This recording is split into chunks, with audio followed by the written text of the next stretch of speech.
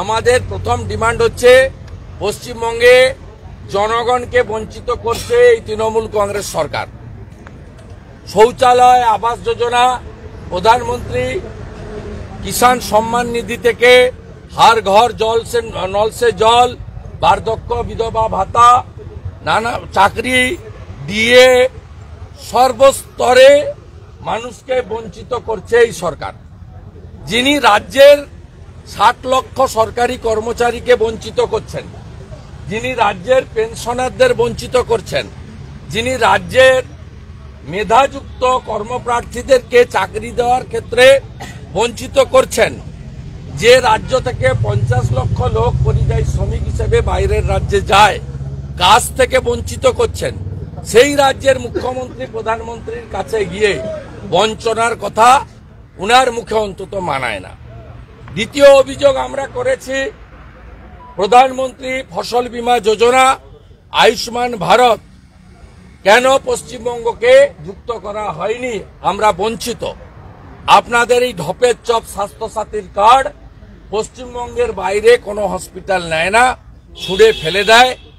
আমরা আয়ুষ্মান ভারত এবং crop insurance PM চাই। আমরা বলেছি বিশ্বকর্মা যোজনায় আমাদের রাজ্যে সিএসসি তুলে দিয়ে বিএসকে চালু করে বিশ্বকর্মা যোজনায় বিশেষ করে ওবিসি এবং এসসি সমাজ যারা কারুশিল্পী তাদেরকে আপনি বঞ্চিত করছেন। সব রাজ্যে প্রিপারেশন কমপ্লিট, তালিকা কমপ্লিট, এই রাজ্যে ডিএমরা মিটিং করেন না। উজালাতে 75 লক্ষ নতুন গ্যাস কানেকশন দেবেন প্রধানমন্ত্রী, আমাদের রাজ্যে বোন দিদি মারা নতুন উজালা কানেকশনের প্রেয়ার করতে পারছেন না। এবং সাথে সাথে যেটা শেষ অভিযোগ, বিজেপির councillor, panchayat member, MP, MLA এদের প্রশাসনের কোনো মিটিংয়ে ডাকা হয় না। এবং সম্প্রতি মুখ্যমন্ত্রী উত্তরবঙ্গে যে কটা জায়গায় পাবলিক ডিস্ট্রিবিউশন করেছেন সেখানে বিজেপি এমএলএ হওয়ার বা এমপি হওয়ার সুবাদে আমাদের জনপ্রতিনিধিদেরকে মর্যাদা দেয় না।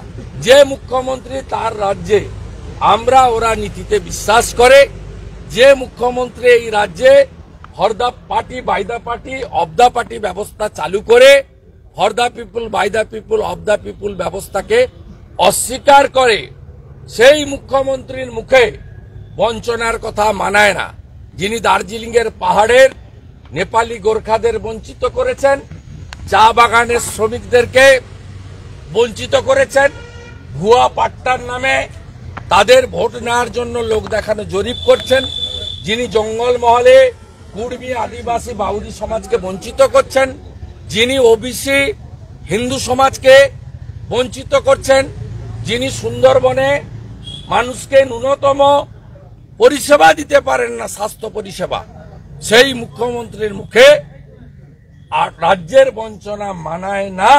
পরিশেষে আমরা ভ্রষ্টাচারী, চুরি দুর্নীতিতে নিমজ্জমান মমতা ব্যানার্জির মুখোশ খোলার জন্য রাজ্যের সচিবালয়, যেটা কোনো পৈতৃক কারোর সম্পত্তি নয়, সেখানে দাঁড়িয়ে আমরা আমাদের বক্তব্য প্রতিবাদ রেজিস্টার করেছি যে ড্রামাবাজ, মিথ্যাবাদী, পরিবারবাদী, তোষণবাদী এবং সর্বোপরি দুর্নীতির আখণ্ড অভিযোগে নিমজ্জমান এই মুখ্যমন্ত্রীর কোনো অধিকার নেই প্রধানমন্ত্রীর কাছে গিয়ে রাজ্যের আর্থিক বঞ্চনা নিয়ে বলা। ছেলেকে ডেকে আমার বিরুদ্ধে লোক তমলুকে বলেছে 1 কোটি টাকা দেব, শুভেন্দু অধিকারীর বিরুদ্ধে একটা ফলস স্টেটমেন্ট করে, কিন্তু বিচারপতি স্বামীকে যেভাবে হ্যারাস একইভাবে করছে, সব false.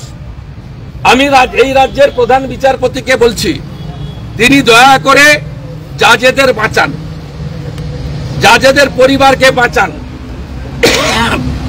Mister Bindal, mister Kaushik Chandra, mister Rajasekhar Mantha, mister Abhijit Ganguly, madam Amrita Sinha, এই রেসপেক্টেড জাজদের উপরে গত কয়েক বছর ধরে মমতা এবং তার গুন্ডারা যেভাবে আক্রমণ করছে, পুলিশ যেভাবে নিষ্ক্রিয় ভূমিকা নিয়েছে, বিচারপতির বাড়িতে পোস্টার পড়ার পরেও একজনও গ্রেপ্তার হয় না। এই এই জুডিশিয়ারি যদি খতম হয়ে যায়, গণতন্ত্রের এবং মানুষের আশার শেষ জায়গাটা যদি চলে যায়, মানুষ যাবে কোথায়? আমরা ছাড়বো না। We raise our voice.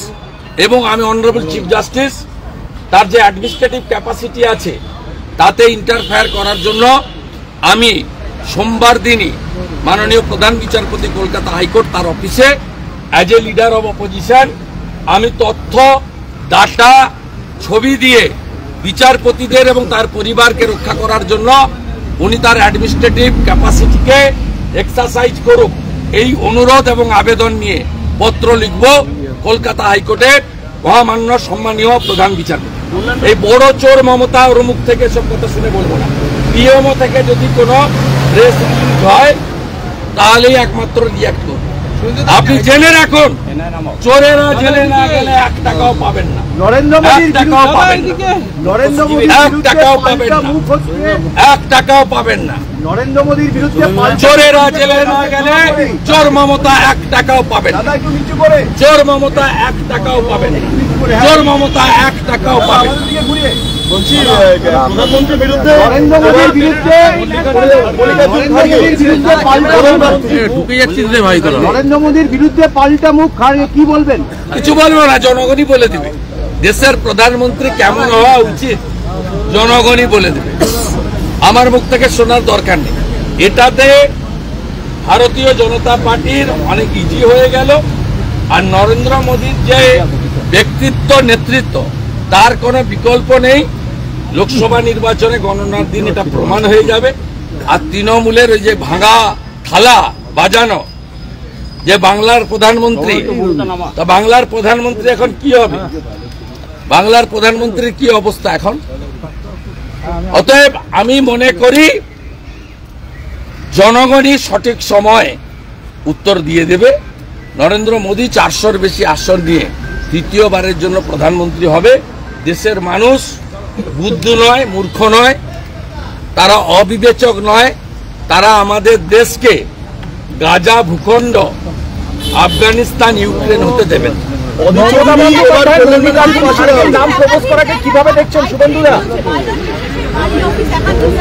হবে বহু 2 নম্বরই আছে।